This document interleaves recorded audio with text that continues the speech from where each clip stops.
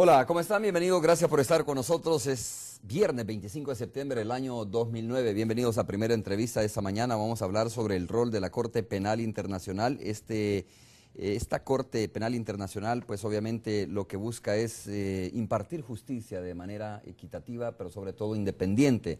Vamos a hablar más adelante sobre eso. Antes quiero preguntarle a nuestros invitados o presentarles a nuestros invitados de hoy. Está Minú Tavares Mirabal, integrante de la Junta Directiva de la Acción Mundial de Parlamentarios. Así es que, Minú, bienvenida, muchas gracias por estar con nosotros esta mañana aquí en Primera Entrevista. También es diputada del Partido de Liberación Dominicana, funge como presidenta de la Comisión de Relaciones Exteriores en República Dominicana. Bienvenida. José Bernard Palé Arana, presidente de la Comisión de Constitución, diputado del Partido Liberal Constitucionalista de Nicaragua, está con nosotros también. Muchas gracias también por estar con nosotros esta mañana. José, bienvenido. Buenos días.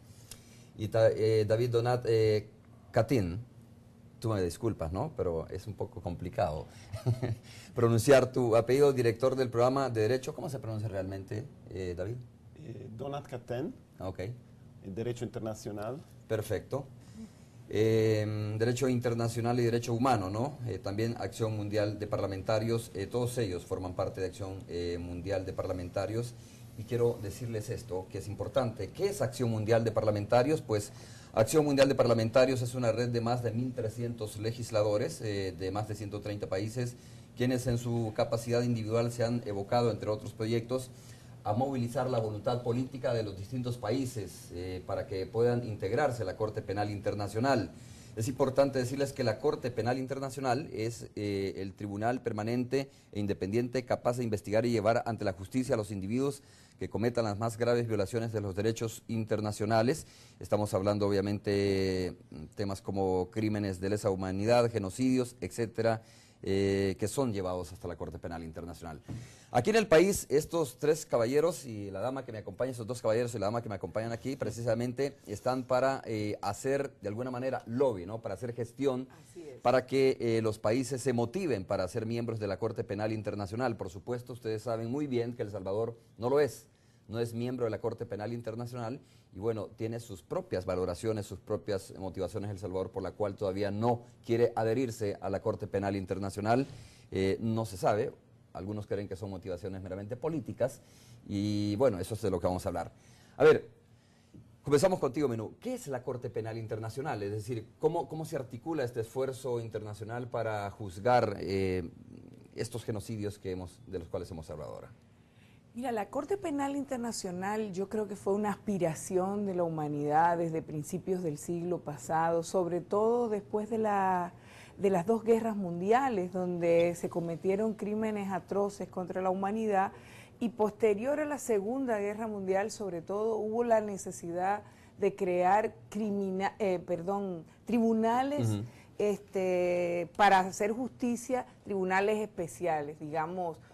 Todo el mundo puede ser que recuerde los tribunales de Nuremberg o los de Tokio, para impartir justicia con respecto a esos actos que se habían cometido precisamente en esos lugares, en esos conflictos. Luego, más recientemente, con respecto a la ex Yugoslavia, pues se ha hablado mucho del tribunal especial que se creó. Entonces, digamos que toda la comunidad internacional tenía el interés y la conciencia se fue creando de que había que tener un tribunal permanente. Independiente, ¿no? Para que, digamos, pudiéramos combatir la impunidad, sobre todo alrededor de crímenes muy grandes. Y esos crímenes son los crímenes de guerra, que bueno, los crímenes de guerra se cometen, ustedes lo saben muy bien aquí, en momentos de conflicto armado, o crímenes de lesa humanidad, o crímenes de genocidio. Para esos tres, específicamente para esos tres crímenes, digamos, fue que hubo acuerdo finalmente para formar el tribunal permanente. Eso se hizo en el año 1998 en Roma, en una reunión de jefes de Estado de todo el mundo, que lograron ponerse de acuerdo en la firma de lo que se llama el Estatuto de Roma, que es el instrumento que le da un sustento legal internacional a la Corte y que la crea. Así que desde el 98 se creó, como la Corte es también independiente, incluso de Naciones Unidas, y tiene su propio estatuto, que es el Estatuto de Roma, hasta que no fue firmada, ratificada por 60 países, no pudo entrar en funcionamiento, y eso ocurrió el 1 de julio del 2002. El primer país de Latinoamérica que ratificó el estatuto fue Venezuela, y después han venido ratificándolo todos los países de Sudamérica. El último en hacerlo fue Chile, en julio pasado. ¿Son muy cuidadosos los países cuando van a ratificar o ser miembros de la Corte Penal Internacional? Bueno, sí, ha habido mucha suspicacia, sobre todo en el caso de países que han estado envueltos en conflictos armados, en guerras civiles, etcétera, que entonces tienen temor de las implicaciones que pueda traer el estatuto, pero la idea por la que estamos aquí es precisamente para explicar que esos temores en la mayoría de los casos son infundados, porque la Corte tiene un carácter más que nada preventivo. Así que cuando los países y sus actores políticos se dan cuenta de realmente que hay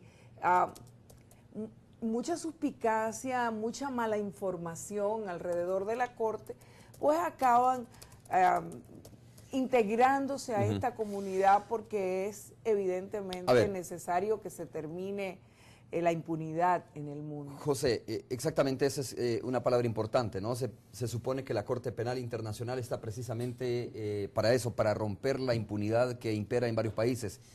Pero también puede interpretarse que la Corte Penal Internacional es la respuesta mundial, es la respuesta independiente ante la incapacidad de los países de hacer justicia por sus propios medios.